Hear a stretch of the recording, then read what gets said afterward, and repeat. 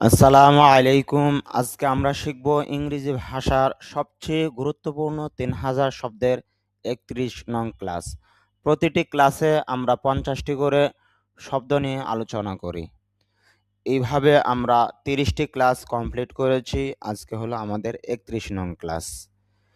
এই পাশে খেয়াল করেন, এই পাশে ইংরেজি শব্দগুলো দেওয়া হয়েছে, এই পাশে তার বাংলা অর্থ দেওয়া হয়েছে।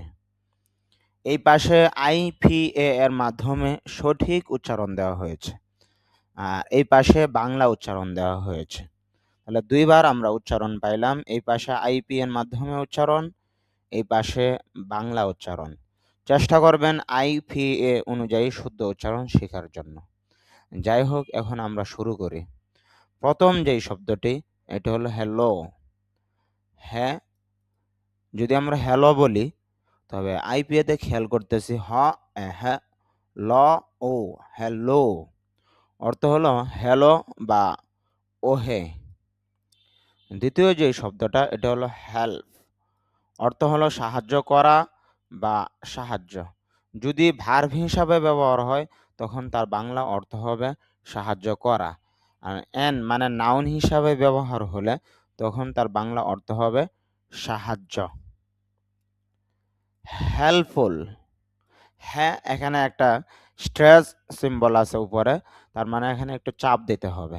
তাহলে বলতে হবে হেল্পফুল, অর্থ হলো সাহায্যকারী বা উপকারী। হ্যান্স, অতএব, সুতরাং বা এই কারণে। হার, অর্থ হলো তার বা তাকে। হার যে শব্দটা, এটা হলো অবজেক্টিভ প্রনাউন হিসাবে ব্যবহার হয়, আবার পসেসিভ প্রনাউন হিসাবে ব্যবহার হয়। এটা দ্বারা মহিলা বোঝাবে। হার্স, তার। হিয়ার, এখানে। হেরো, বীর বা নায়ক। হা সেলফ, যদিও আমরা হার সেলফ বলি, হার সেলফ এরকম বলি, কিন্তু আইপিএতে দেখতেছি র সাউন্ডটা নেই, তবে এখানে স্ট্রেস সিম্বল আছে। তাহলে বলতে হবে হা সেলফ, অত হলো সে নিজে, মানে মহিলা বা স্ত্রী নিজে বুঝাবে আর কি। হেজিটেট, দ্বিধা করা বা ইতস্ত করা। হাই, হাই অর্থ হাই। হাইড, লুকানো বা আড়াল করা। হাই, উঁচু, উচ্চ বা অধিক। মনে রাখবেন, GH একসাথে থাকলে লিখায় আসবে, উচ্চারণে আসবে না। লেখার সময় ঠিকই লিখতে হবে। হাই শব্দের অর্থ হলো উঁচু, উচ্চ বা অধিক। হাইলি, হাই এখানে স্ট্রেস আছে, একটু চাপ দিতে হবে। হাইলি, অত্যন্ত বা খুব বেশি। হাইলাইট, বিশেষভাবে চিহ্নিত করা বা প্রধান অংশ। হাইওয়ে, মহাসড়ক। হিল, পাহাড় বা টিলা। হিম, তাকে, এটা দ্বারা পুরুষ বোঝাবে অবজেক্টিভ প্রনাউন হিসাবে। হিমসেলফ, সে নিজে। হিপ, হিপ অর্থ কোমর বা নিতম্ব। হায়ার, ভাড়া করা বা ভাড়া। হিজ, অর্থ তার, এটা দ্বারা পুরুষ বোঝাবে। হিস্টোরিক্যাল, যদিও আমরা এটা হিস্টোরিক্যাল বলি, তো শুদ্ধ উচ্চারণ হবে হিস্টোরিকল। হিস্টোরিকল, রিকল, রিক্যাল নয়, নট রিকেল, রিকল।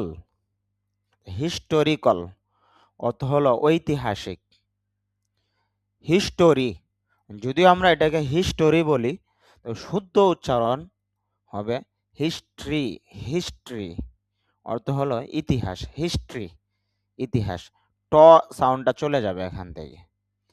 হিট, আঘাত করা বা আঘাত। হবি, শখ। হোল্ড, ধারণ করা বা ধরা। হোল, গর্ত বা ছিদ্র। হলিডে, ছুটি বা অবকাশ। হলো, পাপা বা ভেতরের দিকে বাঁকা। হোলি পবিত্র বা ধার্মিক। হোম বাড়ি বা ঘর।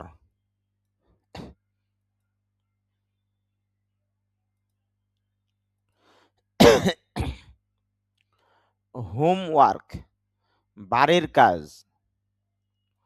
এটা যদিও আমরা অনেস্ট বলি, আবার কেউ কেউ আছে হনেস্ট বলে। হনেস্ট হনেস্ট তো হবেই না, এখানে এই যে সাউন্ডটা এটা চলে যাবে, তাহলে অনেস্ট।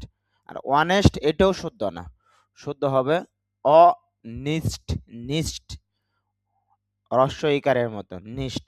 ওয়ানিষ্ট অত হলো সৎ বা নীতিবান। ওয়ানিস্টলি ওয়ানিস্টলি সততার সাথে, সত্যি বলতে। ওয়ানার সম্মান বা মর্যাদা। ইন ওয়ানার বা ইন ওয়ানার অফ। অফ না অফ, ভ হবে। যদি আমরা অফ ফ বলি, ফ না, অব ভ সাউন্ড। ইন ওয়ানার অব অর্থ হলো সম্মানে। ইন ওয়ানার অব অর্থ হবে সম্মানে, না দিলেও হবে।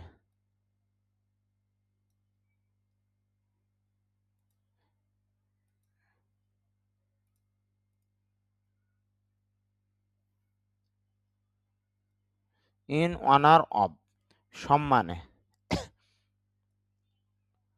হুক অর্থ হলো হুক, আকড়া বা কাছে ইত্যাদি। হুপ আশা করা বা আশা, ইচ্ছা ইত্যাদি। হরিজন্টাল অনুভূমিক।